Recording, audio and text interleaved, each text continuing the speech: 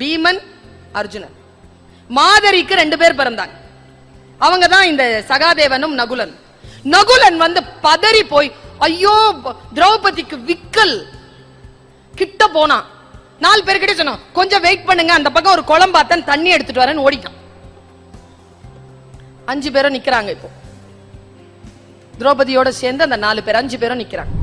அறங்காவலர்களாக நின்று ஒளிபெற வேண்டும், உங்களால் பல லட்சம் மாணவர்கள் கல்வி வெளிச்சம் பெற வேண்டும் என்று நான் வாழ்த்துகிறேன்.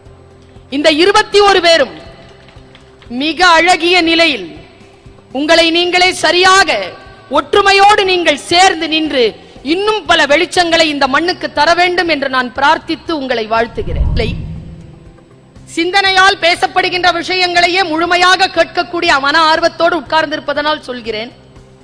ஒருவேளை நீங்கள் உறங்குவதற்கு முன் நான் சொன்ன இந்த மகாபாரத கதையையும் இப்பொழுது நான் சொல்ல போகின்ற பஞ்சதந்திர கதையையும் நினைத்துக் கொள்ளுங்கள். இருக்கிறது அவன் கிட்ட வராங்க, அவன் கிட்ட வரத்துக்கும் இந்த எலி என்ன பண்ணுச்சு, சரேல்னு ஒரே கடியை கடிச்சு விட்டது பாருங்க, பூனை வெளியில ஓடுச்சு. டைமிங் எப்படி தெரியுமா வந்தது? வேடன் வருவதற்கும் எலி ஓடுவதற்கும் குட்டி எலியை வச்சுக்கிட்டு பூனை ஓடுறதுக்கும் குட்டி எலியை வச்சுக்கிட்டு தாய் எலி போய் பொந்துக்குள்ள அடைகிறதுக்கும் டைமிங் சரியா இருந்துச்சு. அப்போ இந்த குட்டி எலி கேட்டுச்சான்,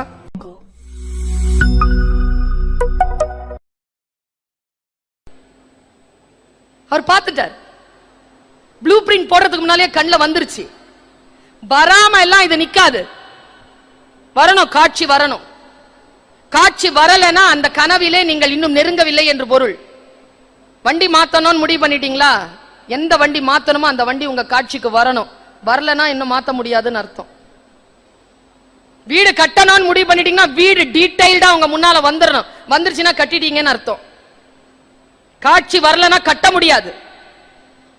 அரசியல்ல பெரிய ஆள் ஆகணும்னு நினைச்சிட்டீங்கன்னா அந்த பதவியில உட்கார்ற மாதிரி காட்சி வரணும். அவ்வளவு சீக்கிரமா வராது. தகுதி இல்லாதவர்கள் கூட காட்சி காண்பதனால் வந்து உட்கார்ந்துடுறாங்க என்பதனை தமிழக வரலாறு சொல்கிறது. காட்சிங்க அவ்வளவு சக்தி தெரியுமா எண்ணங்களுக்கு?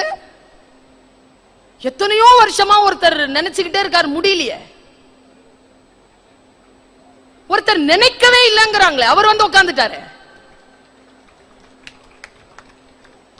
என்ன பலம்ங்க, என்ன பலம், என்ன பலம் இருக்கு. ஆசை இருந்தா போதாது, ஆழமான ஈடுபாடும் அதன் மீது ஆழமான வெறியும் கனவும் இருக்க வேண்டும்.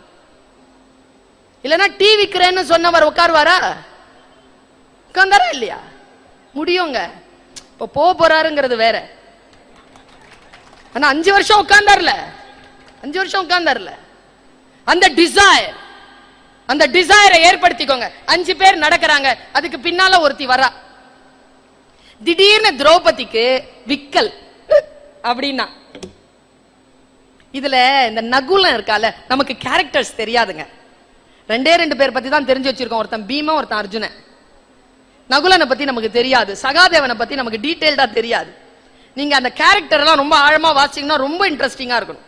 நகுலன் கொஞ்சம் உணர்ச்சி வசப்படுறவன், சகாதேவன் ஞானி, கணிச்சு சொல்லிடுவான் எல்லாத்தையும். நகுலனும் சகாதேவனும் மாதரி அப்படிங்கிற பாண்டுவின் 2வது மனைவிக்கு பிறந்தவர்கள். குந்தி பிள்ளைகள் இல்லை அவர்கள். குந்திக்கு பிறந்தவர்கள் 3 பேர் தான், தருமன், பீமன், அர்ஜுனன். மாதரிக்கு 2 பேர் பிறந்தாங்க. அவங்க தான் இந்த சகாதேவனும் நகுலன். நகுலன் வந்து பதறி போய் ஐயோ திரௌபதிக்கு விக்கல் கிட்ட போனான். 4 பேர்கிட்ட சொன்னான் கொஞ்சம் வெயிட் பண்ணுங்க, அந்த பக்கம் ஒரு குளம் பார்த்தேன், தண்ணி எடுத்துட்டு வரேன்னு ஓடிட்டான். 5 பேரும் நிக்கிறாங்க. இப்போ திரௌபதியோட சேர்ந்து அந்த 4 பேர் 5 பேரும் நிக்கிறாங்க. நல்ல காட்சிப்படுத்திக்கோங்க. 5 நிமிஷம் ஆச்சு, 10 நிமிஷம் ஆச்சு, நகுலன் வரல. சகாதேவனுக்கு மனசுல சிறிய கேள்வி, ஏதேனும் நடந்திருக்குமா? அண்ணா நான் போய் தம்பியை அழைத்து வருகிறேன். சகாதேவன் போயிட்டான். போனவனை காணோம். 10 நிமிஷம் ஆச்சு. காண்டிபன் சொன்னான், அண்ணா மாற்றால் பிள்ளைகளை தொலைத்து விட்டோம் என்ற பழி வந்து விட போகிறது, 2 பேரையும் காணல, நான் போறேன். போனான். 10 நிமிஷம் ஆச்சு, அவனையும் காணல. பீமன் சொன்னான் தர்மனிடத்தில், திரௌபதியை ஜாகிரதையா பார்த்துக்கோ, இதோ நான் வரேன். அவன் போனா, அவனையும் காணும். கடைசியா தர்மனோட தனியா நிக்கிறா திரௌபதி. பெண்களுக்கு அந்த உணர்வு தெரியும், பயம். பீமன் இல்லை, இவனை நம்பி இருக்க முடியாது. நீங்க வேணா இருக்கிறீங்களா, நான் போய் அந்த 4 பேரையும் தேடிட்டு வரவான்னு கேக்குறான். தர்மன் சொன்னா, உனக்காக தான் எல்லாம் வந்தது வேண, நீ எதுக்கு இப்ப விக்கன? உனக்காக தானே போனா, இப்ப நீயும் போயிட்டான்னு வச்சுக்க, பீமனுக்கு யார் பதில் சொல்றது? ஒழுங்கு மரியாதையா இங்கே நில்லு, நான் போயிட்டு வரேன்னு அவ போனாங்க. அவ போனா, தர்மன் போனா. பாருங்க, இங்க கேமராவை நீங்க திரௌபதியை விட்டுட்டு தர்மனுக்கு பின்னாலேயே வாங்க. இதோ நான் கேட்ட கேள்விக்கு, யாரிடத்தில் வெற்றி தங்கும் என்ற கேள்விக்கு மகாபாரதம் ஒரு மிகப்பெரிய விடையை தருகிறது. கேமராவை அந்த பக்கம் கொண்டு வாங்க. நேரா போனா ஒரு சிறிய குளம் அங்க இருக்கு, 3 நிமிஷத்துல இருக்கு. பாக்குறான், யாரையும் காணோம். எங்க போனானுங்க அந்த 4 பசங்களும்? யோசிக்கிறான். தண்ணி அசைவு இல்லாம இருக்கு, காத்து அசைவு ஒண்ணுல, கல்லு மாதிரி இருக்கு தண்ணி. தண்ணிய பாக்குறான், மனசுல ஒரு சின்ன அச்சம். சரி, அப்புறம் பாத்துக்கலாம், முதல்ல தண்ணி எடுத்துட்டு போய் அவளுக்கு கொடுப்பான், செத்துற போறா அப்படின்ட்டு அவன் உட்காரும் பொழுது அங்க என்ன நடந்திருக்குன்னா, அங்க ஒரு யக்ஷன், அரக்கன், தேவலோகத்தில் இருக்கக்கூடிய பலம் பொருந்திய ஒரு யக்ஷன், அவன் ஒரு குளத்தை தோண்டி, மாய குளத்தை தோண்டி காத்திருப்பானா. என்ன மாதிரியும் கருணாகரன் சார் மாதிரியும் டீச்சர். வரக்கூடிய ஆட்கள் இருக்காங்களா, தண்ணி குடிக்க வரவங்களுக்கு கேள்வி கேட்பான்.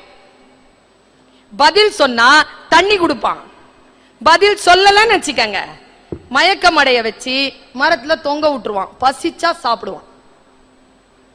நம்ம 4 ஆட்கள் அங்க தொங்கிட்டு இருக்காங்க. மறைஞ்சு இருக்கான் மேல, மரத்து மேல. தர்மனுக்கு இதெல்லாம் தெரியாது. தம்பியைகளை தேடுகிறான், எல்லாம் பார்க்கறான். சரி, தண்ணி முதல்ல குடிப்போம் அப்படின்ட்டு உட்கார்ந்து தண்ணி கிட்ட இப்படி போறானாங்க. அந்த கதை எவ்வளவு அழகா சொல்லுது தெரியுமா? தண்ணி கிட்ட போகும்போது உங்களுக்கு தெரியும் தானே, மனசு ரொம்ப வேதனையா இருக்கும் போதுதான் கொஸ்டின் பேப்பர் வரும் எக்ஸாமினேஷன்ல. அப்படி ஒரு கொஸ்டின் பேப்பரை மேல இருந்து போடுறான். கேள்வி ஆரம்பிச்சிருச்சு. ஒரு இலைய பிச்சு போட்டானாங்க. மகாபாரதம் சொல்லுது, அந்த இலை எப்படி இறங்குச்சுன்னா இறங்குச்சான். காற்றே இல்லாத நிலையில் அந்த இலை இறங்கினது ஒரு விதமான அமானுஷ்யமாக இருந்தது. இலை எப்படி விழுந்ததுன்னா தங்குன்னு விழுந்துதான்.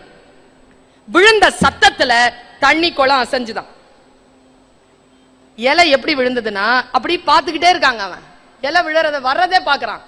பார்த்துட்டு இலை எப்படி விழுதுன்னா தண்ணியில பாதியும் தரையில பாதியுமா விழுது. இப்படி விழுது. கொஞ்ச நேரம் பார்த்துக்கிட்டே இருக்கிறான் பாருங்க. தண்ணியில இருக்கிற இலை பச்சையில இருந்து சிவப்பாகுது, தரையில இருக்கிற இலை பச்சையில இருந்து மஞ்சள் ஆகுது. கொஞ்ச நேரத்துல மஞ்சள் நிறம் குருவி ஆகுது, கொஞ்ச நேரத்துல சிவப்பு நிறம் மீன் ஆகுது. ஒரே இலையில மீன் குருவி ரெண்டும் இப்படி நிக்குது. கண்ணிமைக்கிற நேரத்துல 2 பேருக்கும் போராட்டம். ஏன்னா இதுக்கு சிறகு, அதுக்கு தண்ணியில போகணும், உள்ள போகணும், கரையில இருக்கு. என்ன பண்றதுன்னு தெரியாம இந்த குருவி என்ன பண்ணுது, இந்த மீனை இழுத்துட்டு வானத்துல பறக்கிறதுக்கு போகுது. தரையில இருக்கிற குருவி இப்படி போக, தண்ணியில இருக்கிற மீன் தண்ணிக்குள்ள போகணும்னு குருவியை இழுக்குது. எல்லாம் ஒரே உடம்பா இருக்கு. ஒரு பகுதி குருவி, ஒரு பகுதி மீன். 2 சண்டை போட்டு அந்த பக்கம் இழுக்க முடியல, இந்த பக்கம் போட முடியல. ரத்த களரியா அங்க ஒரு சண்டை நடக்கிறத தர்மன் பாக்குறான். கொஸ்டின் ஆரம்பிக்கிறான் யக்ஷன். தர்மா சொல், எது வாழும், எது ஜெயிக்கும்?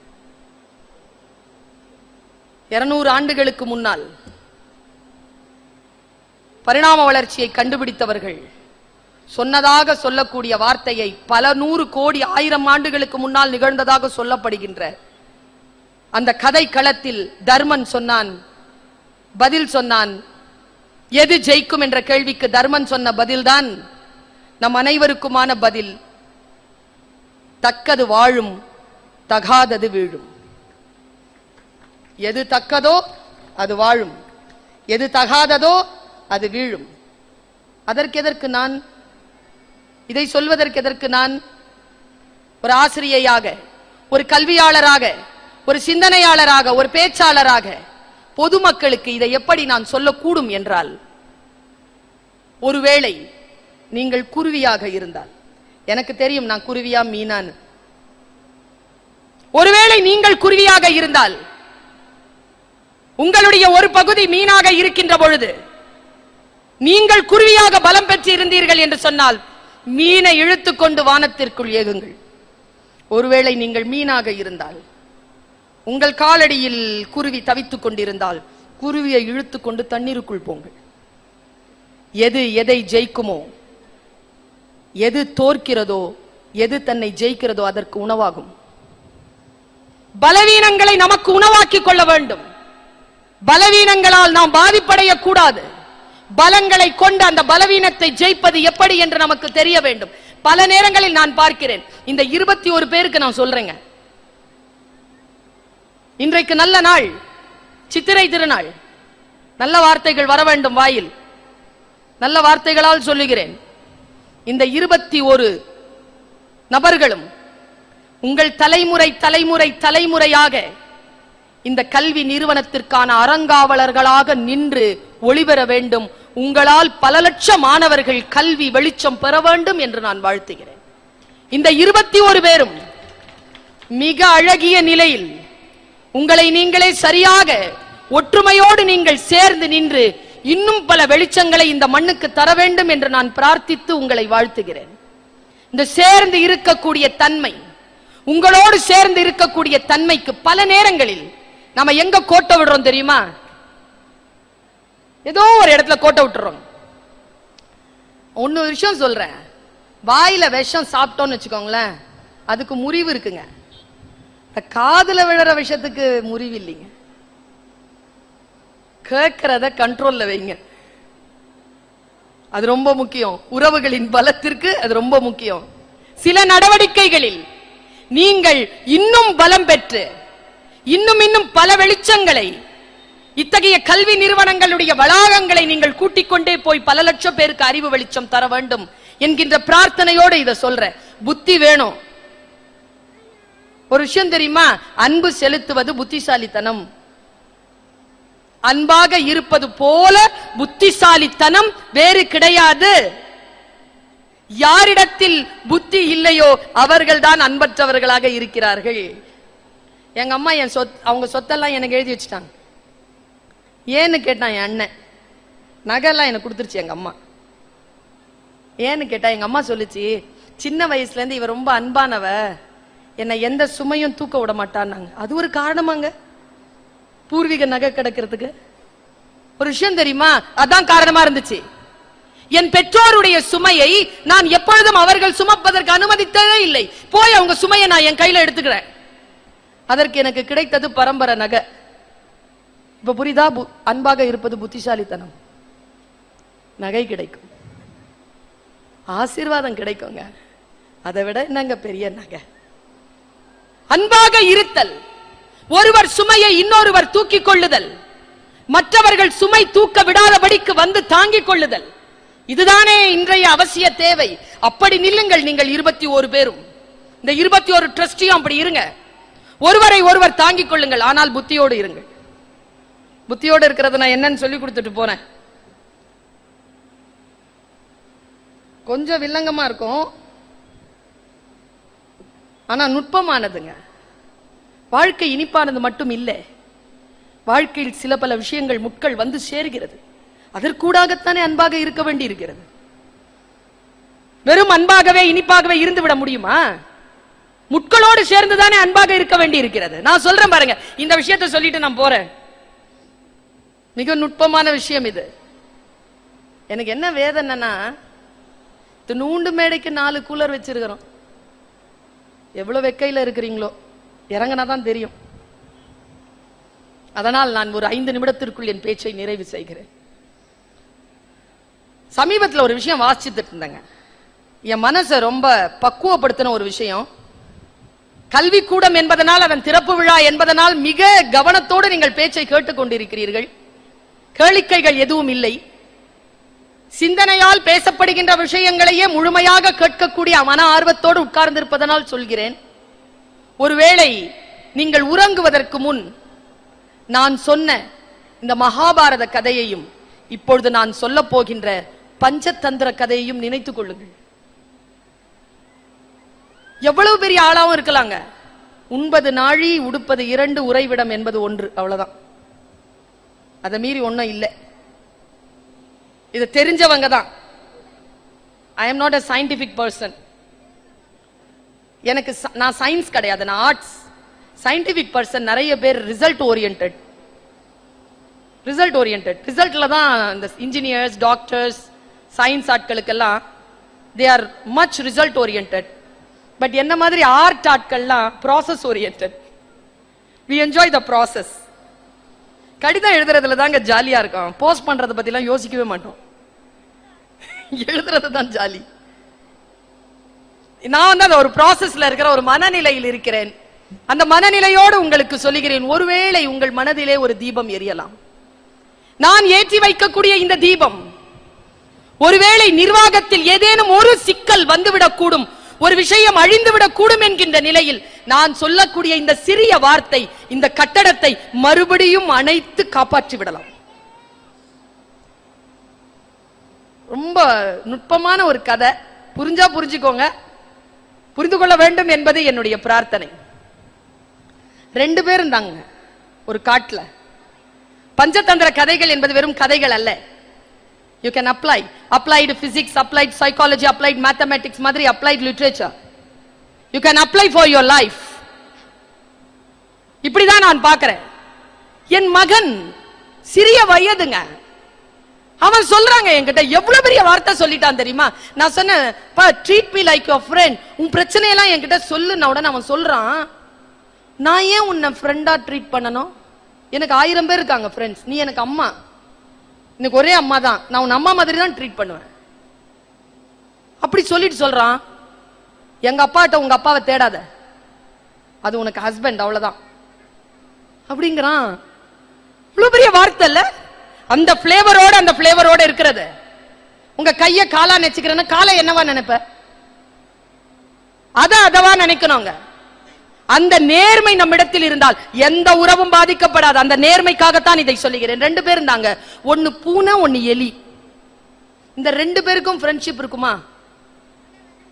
எனக்கு தெரிஞ்சு இந்த 21 பேர்ல அந்த மாதிரிலாம் இருப்பீங்க. அப்படிதான் இருக்கும், அப்படிதான் வாய்க்கும். எல்லாம் பூனை கூட்டமா, எல்லாம் சிங்க கூட்டமா மாறாது. ஒன்னு குதிரையா இருக்கும், ஒன்னு முதலையா இருக்கும், ஒன்னு யானையா இருக்கும், ஒன்னு பிடரி சிங்கமா இருக்கும், ஒன்னு புலியா இருக்கும். அப்பதானே காட்ட ராஜ்யம் பண்ண முடியும். இந்த 2 பேரும் ஃப்ரெண்ட் ஆயிட்டாங்க. ஒரு எலி, ஒரு பூனை. 2 பேருக்கு என்ன அக்ரிமெண்ட்? நான் இங்க பாரு, நீயும் நானும் வாழ்க்கை முழுக்க ஃப்ரெண்ட்ஸ். ஓகே.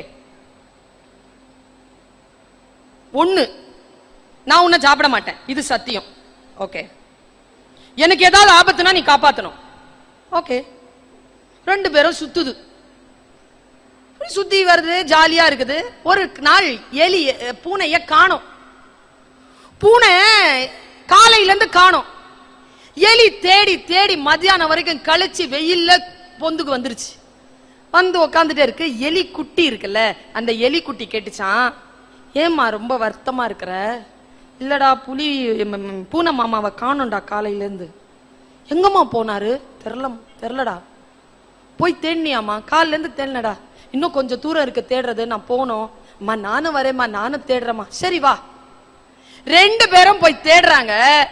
சாயந்தரம் 5 மணிக்கு அந்த காட்டினுடைய எல்லையில ஒரு வேடன் வலை விரிச்சு அந்த வலையில இந்த பூனை சிக்கிட்டு இருக்கு. எலி பாத்துருச்சு, பூனை எலிய பாத்துருச்சு. எப்பா சாமி வந்தியா? காலை 5 மணிக்கு புடிச்சான்டா, சோறு தண்ணி குடுக்கல, இழுத்துட்டு போறாங்க, எனக்கு கொஞ்சம் காப்பாத்துன்னுச்சு. நேரா ஓடி வந்துச்சு. எலி வந்து கடிக்க ஆரம்பிச்சது வலைய. பக்கத்துல இந்த குட்டி எலியில அம்மாவை பார்த்துட்டு அதுவும் வேகமா கடிக்க ஆரம்பிக்கும் போது அந்த அம்மா எலி குட்டி எலிய கண்ணு காட்டுச்சு. நீ ஒன்னும் செய்ய வேணும். இதுவும் ஒன்னும் செய்யலைங்க, இப்படிதான் செய்யுது. அது துடிக்குது உள்ள கடந்து. மெதுவா அம்மா எலிய பார்த்துக்கிட்டே குட்டி எலி ஒன்னும் செய்யல, சும்மா உட்கார்ந்துட்டு இருக்கு. இவ்வளவு தூரம் தாங்க, அரை மணி நேரம் ஆச்சு. இவ்வளவுதான் வெட்டுச்சு, வெளியே வர முடியாது. சீக்கிரம் பண்ண, என்ன ஆச்சு என்ன ஆச்சு, சீக்கிரம் பண்ணங்குது உள்ள பூனை. எலி மெதுவா, திடீர்னு ஒரு சத்தங்க, வேடன் வரான். அவனுடைய காலடியால் அந்த மண் அதிர்கிறது. அவன் கிட்ட வராங்க. அவன் கிட்ட வரத்துக்கும் இந்த எலி என்ன பண்ணுச்சு, சரேல்னு ஒரே கடிய கடிச்சு விட்டது பாருங்க. பூனை வெளியில ஓடுச்சு. டைமிங் எப்படி தெரியுமா இருந்தது, வேடன் வருவதற்கும் எலி ஓடுவதற்கும் குட்டி எலிய வச்சுக்கிட்டு பூனை ஓடுறதுக்கும் குட்டி எலிய வச்சுக்கிட்டு தாய் எலி போய் பொந்துக்குள்ள அடைகிறதுக்கும் டைமிங் சரியா இருந்துச்சு. அப்போ இந்த குட்டி எலி கேட்டுச்சான், 1 மணி நேரமா ஏமா மெதுவா கடிச்சிட்டு இருந்தா, இது ஏற்கனவே அறுத்து விட்டுருக்கலாம்ல. அப்போ தாய் எலி சொல்லிச்சான், இங்க பாரு, எலி மாமாவுக்கும் எனக்கும் தான் அக்ரிமெண்ட், உனக்கும் பூனை மாமாவுக்கும் இல்ல. எனக்கும் பூனை மாமாவுக்கும் தான் அக்ரிமெண்ட், உனக்கும் அவனுக்கும் இல்ல. இன்னொரு விஷயம், அவன் காலையில 5 மணிக்கு பிடிச்சிருக்கான், சாயந்தரம் வரைக்கும் பசியோட இருந்திருக்கு. நீ வேற கொழு கொழுன்னு இருக்கிற. நான் உன்னையும் காப்பாற்றணும், என் நண்பனையும் காப்பாற்ற வேண்டும் என்றால் சரியான காலத்திற்கு நான் காத்திருக்க வேண்டியதாக இருந்தது. அந்த கால எல்லை என் கைக்குள் வந்தவுடன் 2 பேரையும் காப்பாற்றினேன் என்று சொன்னது அந்த தாய் எலி. இப்படித்தான் காப்பாற்ற வேண்டும். சில பேருக்கு சோறு போதுமானதாக இருக்கும், தட்டிலே நம்மை போடக்கூடாது. சில பேருக்கு நாம் தேவைப்படும், வெறும் சோறு போதாது. எப்படி உறவுகளை காப்பாற்ற வேண்டுமோ அந்த அளவிற்கு நிர்வாகத்தில் இருக்கக்கூடியவர்கள் அன்போடும் அனுசரணையோடும் புத்தியோடும் சேர்ந்து இதை காப்பாற்ற வேண்டும். ஏனென்றால் இந்த கல்வி கட்டடத்தை நம்பி ஒரு தலைமுறை காத்திருக்கிறது. அந்த தலைமுறைக்கான வாழ்க்கையை, வெளிச்சத்தை, அவர்களுக்கான ஒரு மேம்பாட்டை, எதிர்காலத்தை தரக்கூடிய வாய்ப்பை வல்ல இறைவன் உங்களுக்கு தந்திருக்கிறான். நான் உறுதியாக எதிர்பார்க்கிறேன், இந்த கல்வி கட்டடம் இன்னும் பல பல வளர்ச்சிகளை காணும். இந்த உலகம் அன்னார்ந்து பார்த்து, எப்படி நீங்கள் இந்த 3 பேரையும் வரவழைத்து இந்த கல்வி நிறுவனத்தை திறந்து வைத்தீர்களோ, அப்படி இந்த கல்வி நிறுவனத்திற்கு உரியவர்களை இந்த உலகம் ஒவ்வொரு கல்வி நிறுவனத்தை தொடக்குகின்ற பொழுதும் அழைத்து கௌரவம் செய்யக்கூடிய அளவிலே உங்களுடைய நிறுவனம் வளர்ந்து தழை தோங்கும் என்று என் செந்தமிழால் வாழ்த்தி உங்கள் அத்துணை பேருக்கும் வாழ்த்துக்களை தெரிவித்துக் கொண்டு நிறைவு